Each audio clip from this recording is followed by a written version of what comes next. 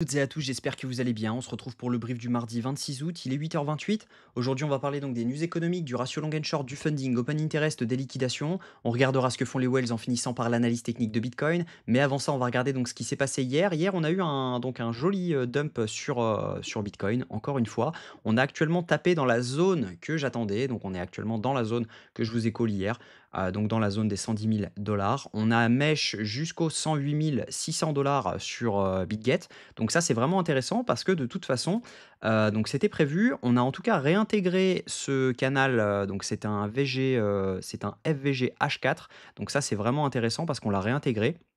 Et donc, du coup, on peut potentiellement avoir un rebond ici, techniquement. Ça ne veut pas dire au niveau data, on va regarder les datas ensemble, mais en tout cas, techniquement, on pourrait avoir un rebond dans cette zone. Si on avait un setup plus des datas positifs, on pourrait potentiellement ouvrir un long.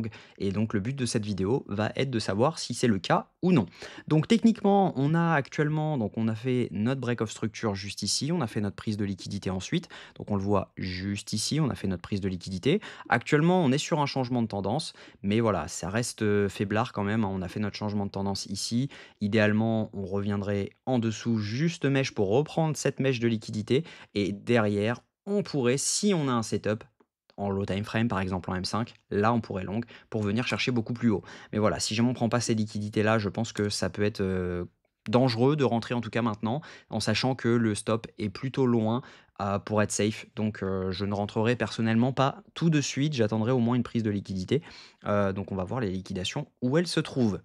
Au niveau crypto bubble, bon bah vous l'avez bien vu hein, sur vos wallets, on a les alts qui ont dump fortement, on a des moins 15%, moins 11%, moins 5% en moyenne. Donc clairement voilà, les alts ont pris cher, c'est normal, Bitcoin a dump et la dominance du Bitcoin, bah voilà, elle est toujours équivalente. Donc ça veut dire tout simplement que bah, les alts prennent cher quand Bitcoin dump. On a également ETH qui a pris une grosse claque, donc tout simplement bah, c'est normal que bah, on en arrive là. Au niveau, news économique, on a la confiance des consommateurs à 16 heures. C'est pas la news la plus attendue de la semaine, mais elle a son impact quand même. Donc faites attention, c'est surtout demain où on aura donc, non pardon, c'est, tac, si jamais je mets ça, donc c'est surtout jeudi à 14h30, on aura le PIB trimestriel et vendredi, on aura le PCE Core à 14h30. Donc c'est surtout jeudi, vendredi où on aura des news importantes. Demain, on n'a pas grand chose, on a simplement le stock de pétrole brut, donc c'est pas ce qu'il y a de plus impactant. Au niveau, funding open interest, ce qu'on voit, c'est qu'actuellement, c'est des shorts qui sont en train de s'ouvrir. On a donc une légère, vraiment légère hausse de l'open interest, vraiment toute petite. Donc ça veut dire qu'il y a un tout petit peu de shorts qui sont en train de rentrer ici. Mais voilà, c'est pas non plus énorme. Donc ça veut dire qu'on accumule un peu de stop au-dessus.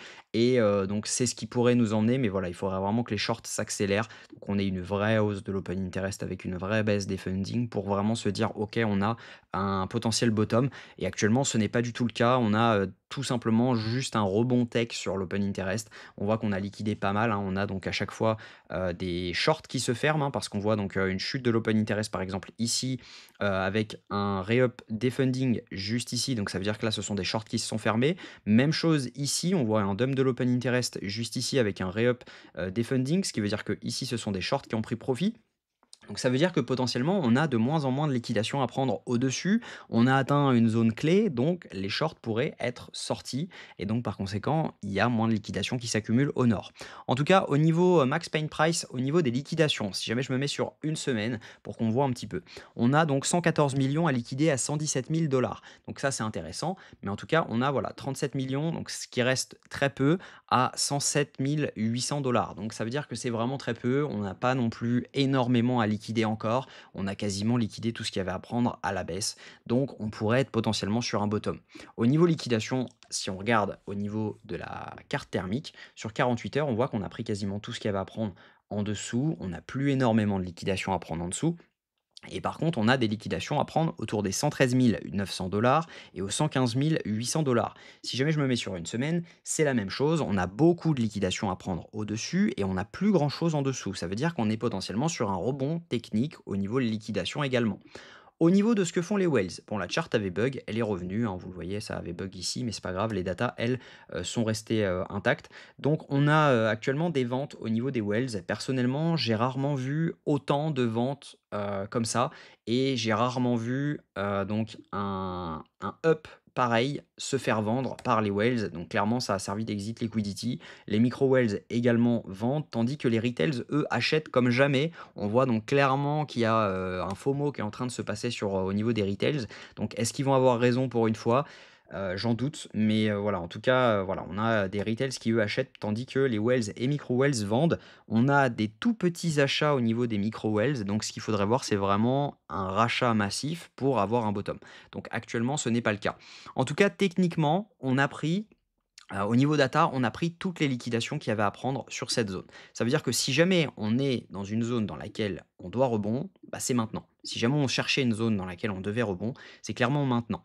Au niveau technique, c'est maintenant. Au niveau data, c'est maintenant. Donc ça veut dire que logiquement, on pourrait au moins avoir un rebond technique maintenant et laisser ce lot des 108 600 dollars tranquille. On pourrait donc revenir chercher donc les liquidités qu'on a juste ici. Bitcoin aime bien en général retester les trends donc qu'il y a donc juste ici. On pourrait retester cette zone, avoir un rejet et ensuite avoir le mouvement correctif haussier pour venir chercher les 117 000 dollars au minimum. Donc ça veut dire que actuellement on est dans une zone potentielle de longue qui sera intéressante à analyser donc dès qu'on a un setup. Actuellement on voit que bah, on a repris la liquidité qu'il y avait à prendre juste ici, on a fermé le FVG qu'il y avait ici, on a un FVG juste en dessous, donc autour des 109 700 dollars. Ça peut être intéressant de rentrer dans cette zone avec un stop donc en dessous de cette zone. Mais voilà, la zone à prioriser, c'est vraiment cette zone-ci. On voit que la zone pointillée montrée par l'indicateur SMC, donc c'est en fait tout simplement l'ancienne zone de liquidité. En général, le prix aime bien revenir prendre cette zone et derrière pouvoir potentiellement poser un bottom. Donc moi, ce que je vais attendre, c'est tout simplement une reprise de cette liquidité. Et si jamais on valide un vrai setup M15, c'est-à-dire donc une clôture au-dessus de ça, sur un boss, donc ça sera un boss M15 et un shosh H1, donc si jamais je vous le mets en H1, donc ça sera un shosh H1, bah, tout simplement on pourra potentiellement ouvrir un long et donc du coup, viser les 117 000 dollars. Mais pour l'instant, je trouve qu'il y a pas grand chose à faire. En tout cas, ça reste, voilà, très, limité techniquement. En tout cas, on peut très bien se faire rejeter, venir ici et ne pas valider de setup et au final, on refait encore un plus bas. Parce que techniquement, si jamais je me mets par exemple en H4, hop, donc je vais supprimer tout ça. Tac. Donc, si jamais je me mets en H4, la zone OTE de tout le mouvement se trouve ici. Donc ça, c'est un vieux graphique que j'avais analysé. Donc la zone OTE de tout le mouvement se trouve, hop, je vais la charger, se trouve au niveau des 94 000 dollars. Et on n'est pas à l'abri, franchement, d'y aller. On voit qu'on avait énormément à liquider juste ici. Il y a encore des portefeuilles qui sont dans ces zones-là. Donc, prendre les stops qui sont ici pourrait être logique, en sachant qu'il y a pas mal de gens, à mon avis, qui vont essayer de rentrer donc juste avant et se faire stop dans cette zone. Donc, si jamais vraiment il y avait une zone dans laquelle on devait aller, ce serait la zone des 92 000 dollars, sachant que c'est quelque chose qu'on a déjà fait, hein, de faire un dump de 30%. Ça n'empêchait pas d'avoir une tendance haussière. On voit par exemple que ici, donc on avait validé donc une prise de liquidité. Donc tout simplement, on fait notre prise de liquidité. Derrière, on dump donc entre le top et le bottom de 32%. Si jamais on vient à dump de 32%, donc c'est pour l'exemple, on serait donc dans ces eaux-là, hein, on serait dans les eaux de 85 000 dollars. Donc ça reste cohérent dans cette zone-ci, sachant qu'on a un FVG à venir prendre également aux 89 000 dollars. Donc ça veut dire que le plan serait de venir chercher cette zone-ci si jamais vraiment cette zone venait à ne pas tenir puisque, on a énormément quand même, de chances, d'y aller si jamais cette zone ne tient pas étant donné que c'est la dernière zone potentielle de longue et qu'on est clairement baissier en H4. On a validé donc ce gros changement de tendance. Donc ça veut dire que le rebond qu'on ferait ici logiquement est un rebond technique et n'est pas un rebond dans lequel c'est très sain de revenir faire un ATH ensuite. Logiquement, c'est un rebond technique, ce qu'on peut appeler un dead cat bounce pour derrière pouvoir repartir complètement à la baisse.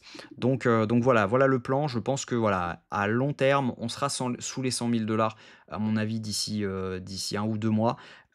Et en tout cas, le rebond, si jamais on en fait un ici, sera un rebond technique. Donc je vous déconseille de hold cette position plusieurs mois, plusieurs semaines, même si jamais la zone reste bonne, en tout cas actuellement. Donc personnellement, je n'ouvre pas de longue ici. Je vais attendre un setup low time frame dans cette zone-ci ou une clôture au-dessus, donc des 110 550 dollars avec donc un break of structure. Je rentrerai sur le FVG de ce break of structure avec derrière un stop loss sous par exemple cette zone-ci si jamais je vois qu'elle est safe et qu'on a pris tous les FVG de la zone. Mais en tout cas pour l'instant voilà, je priorise en tout cas un long dans cette zone-ci si jamais on a un setup en très low time frame, donc en M5, M3. Je vous souhaite une très bonne journée, j'espère que cette vidéo vous a plu. Si c'est le cas, je vous invite à vous abonner, à liker et à commenter ce que vous en pensez. Est-ce que vous pensez qu'on est dans une zone de rebond ou est-ce que vous pensez qu'on est dans une zone de potentiel piège dans lequel les gens vont long et se faire avoir? En tout cas, je vous souhaite une très bonne journée. N'hésitez pas à faire la demande pour l'indicateur également, hein, ce sera un plaisir de vous le partager. Je vous mets le lien de la vidéo juste ici, ainsi que le lien pour avoir directement l'indicateur en commentaire épinglé. Je vous souhaite une bonne journée, à demain, même heure. Prenez soin de vous.